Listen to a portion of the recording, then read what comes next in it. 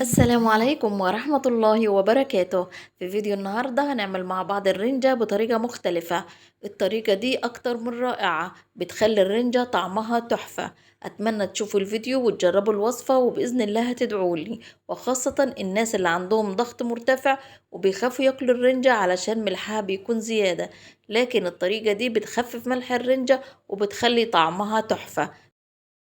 اتمنى تتابعوا معايا الفيديو وان شاء الله الوصفة هتعجبكم. زي ما انتوا شايفين معايا واحدة رنجة، طبعا انا كنت حطاها في الفريزر فمجمدة. ممكن لو جبتيها عادي من السوبر ماركت مفيش اي مشكلة لو هي فكة بالسكينة كده، وهتشيلي القشرة من غير ما تشيطيها ولا تنقط على البوتاجاز ولا بتعمل الريحة ولا كل الكلام ده. وهتشيلي القشرة، والقشرة زي ما انت شايفة بتطلع ما فيهاش اي لحوم. وهتشيلي السلسلة اللي في الظهر دي، واي شوك هتلاقيه في اللحمة هتشيليه. خلاص كده بعد ما شلنا القشرة والشوك اللي في الرنجة فصصتها زي ما انت شايفة كده. ومعايا واحدة بتنجان مشوية اللي كنا بنشويها في اول الفيديو على البوتاجاز. شلت القشر الاسود اللي فيها وبحاول اهرسها كده بالمعلقة. ومعايا حوالي 4 أو 5 فصوص توم مفرومين ناعم. ومعايا يعني طحينة حوالي ربع كوباية أو أزيد. طبعا أنا عاملة الطحينة دي في البيت فواخدة منها كمية براحتي. ممكن تضيفي ربع كوباية أو أزيد شوية مفيش مشكلة. ومعانا كمان 2 ليمونة. يبقى المكونات: واحدة رنجة، 4 5 فصوص توم، ربع كوباية طحينة، بتنجانة مشوية، و2 ليمونة. هنحط كده طاسة على النار تسخن وهننزل عليها بمعلقتين 3 زيت. وادي الطحينة اهي اللي انا عملتها في البيت، واخدت منها الكمية اللي هضيفها على الرنجة. طبعا مش شرط ان انت تعملي في البيت، ممكن تجيبيها جاهزة او باي شكل يعني. المهم تكون معاكي ربع كوباية او ازيد من ربع كوباية، لان كل ما بتزيد الطحينة بتخلي طعمها احلى وبيخف الملح بتاعها. بعد ما سخنت الطاسة معانا نزلنا عليها بالزيت.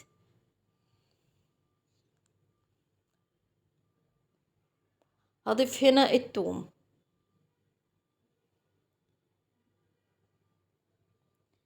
هديله تشويحة بس تجلبتين بس، مش عايزاه ياخد لون. اهو ههدي النار شوية.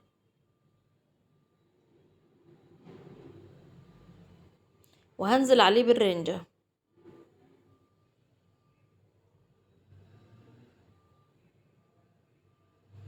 هشوح الرنجة مع التوم.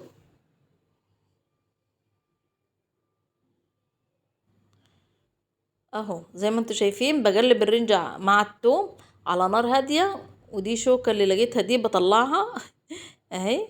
الشوك بيكون رفيع جدا وبيكون في وسط اللحمة.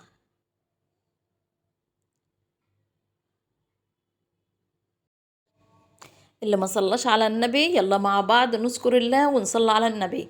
اللهم صل وسلم وبارك عليك يا حبيبي يا رسول الله. ما تنسوش كمان تشتركوا في القناة وتعملوا لي لايك كتير كتير وتشجعوني. بعد ما شوحنا الرنجة كويس مع التوم هنضيف عليها البتنجان.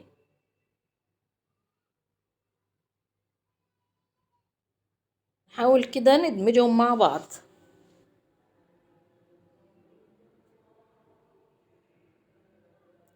كله كده مع بعضه على النار هنديله تشويحة حلوة. البتنجان بيشرب من الرنجة وكله كده بيتخلط مع بعضه وبيديكي ميكس طعمه روعة.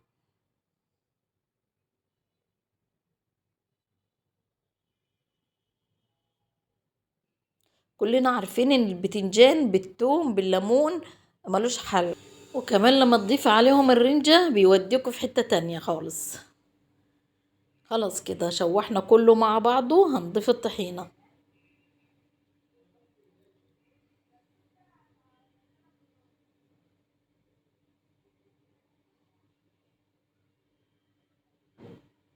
الطحينة هتضيفيها خام زي ما هي، يعني مش هتكوني كده عاملاها طحينة على الأكل على طول، لا زي ما تجيبيها من بره وانت عاملاها في البيت. هتضيفي الكمية اللي قلنا عليها على طول على الوصفة، من غير ما تضيفي لها مية ولا أي حاجة خالص.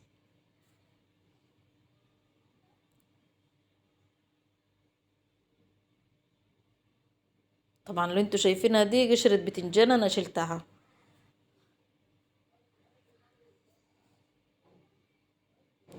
خلاص كده هنعصر عليهم الليمون.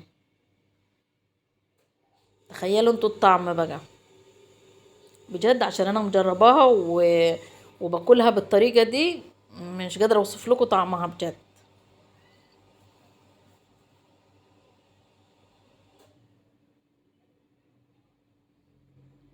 طبعا الاكلة زواج، في ناس بيحبوها نية، يجيبوا الرنجة كده يفتحوها يقشروها ويشيلوا الشوك منها ويعصروا عليها ليمون وياكلوا.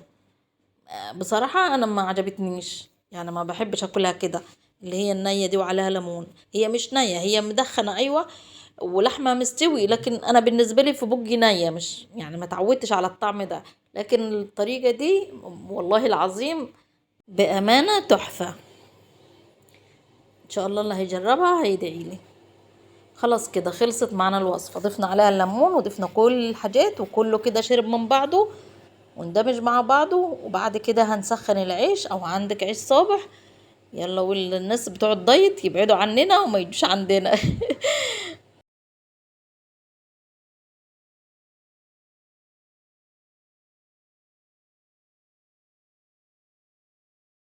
خلاص كده بالنسبة لكم اللي بيشوف الفيديو الوصفة خلصت جاهزة على الأكل.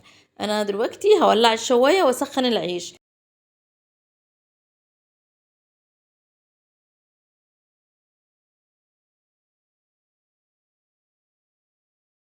خلاص كده طفينا عليها النار، هبدأ دلوقتي أولع الشواية. اللي وصل معايا لغاية دلوقتي في الفيديو طبعا على راسي من فوق، شرفتوني ونورتوني. مستنية لايكاتكم واشتراكاتكم في القناة. أتمنى الوصفة تكون عجبتكم، وأشوفكم على خير في فيديو جديد. مع السلامة.